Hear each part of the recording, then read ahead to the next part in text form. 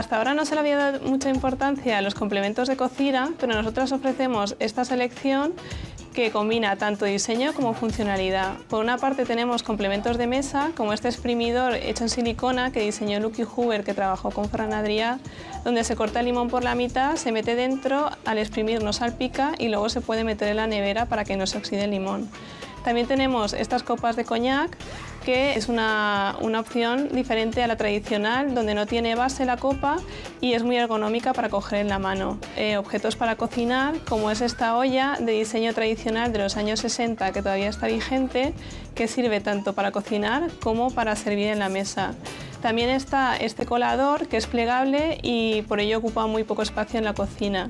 Otra opción son líneas más depuradas, como esta tabla de corte, donde se puede plegar y entonces no se caen fuera los alimentos al echarlos en la olla.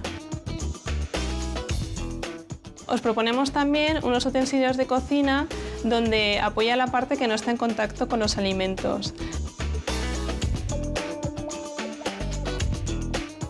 Por último, para los postres os proponemos unos complementos que sirven también para que los niños aprendan a cocinar, como estos moldes de magdalena o muffin, y luego otros moldes en forma de corona para que sea más divertido el postre.